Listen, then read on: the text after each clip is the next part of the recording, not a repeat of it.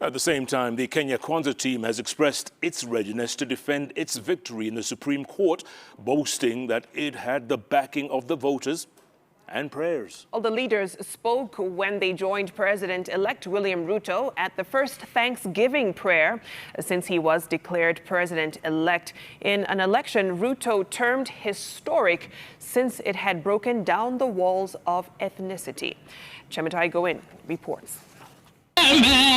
Even as Azimio la Umoja One Kenya is set to file its petition, challenging IEBC Chairman Wafula Chebukati's declaration of William Ruto as winner of the August 9th general election. The Kenya Kwanza team has expressed confidence that the Supreme Court will uphold the results as they had won it fairly and squarely.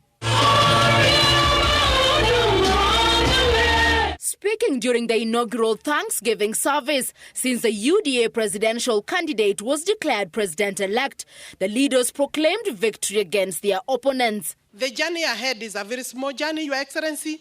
The court, really, we are ready for the court. I'm sure, Your Excellency, all those other handles and barriers you have dealt with, the last battle will be in court. And I believe God is ahead of us in that battle.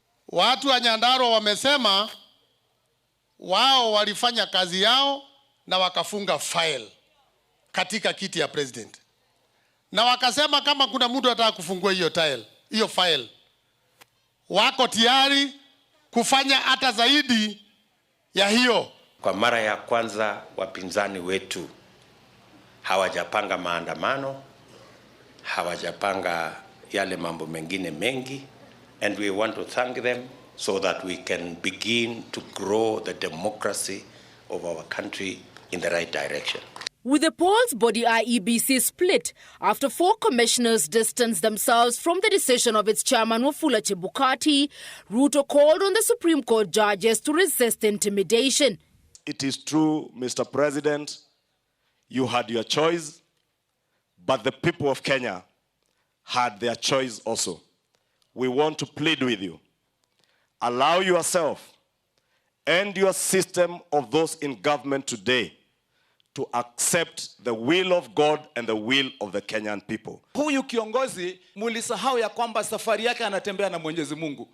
Tunawaambia nendeni kotini, mutampata huko, Mungu anawangojea hata huko.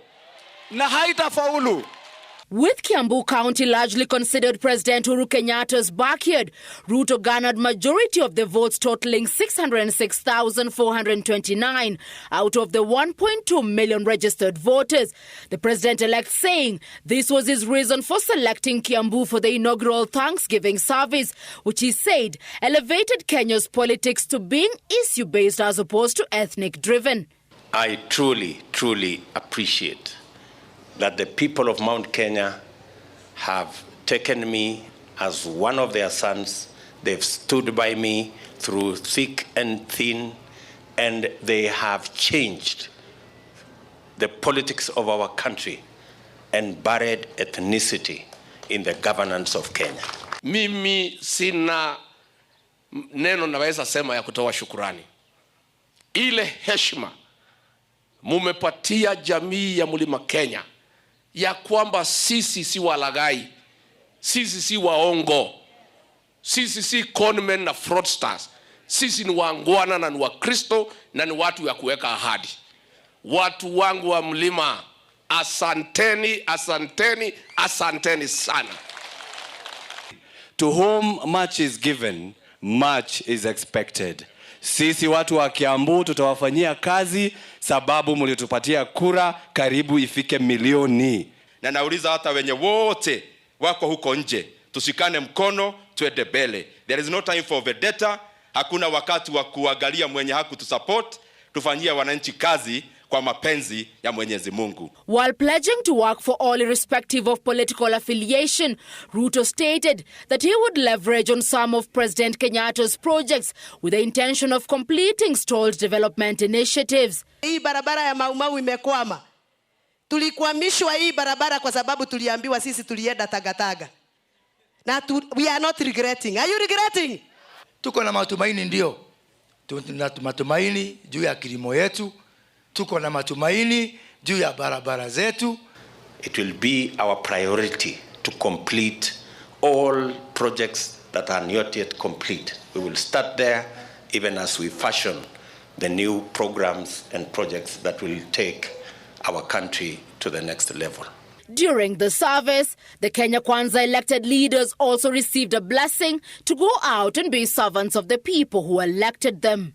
During the first Thanksgiving service since he was declared president-elect, Ruto remained alive to the fact that his fiercest competitor in the race was set to lodge a petition at the Supreme Court, however, imploring Kenyans to ensure that the peace that has been sustained beyond the election is maintained.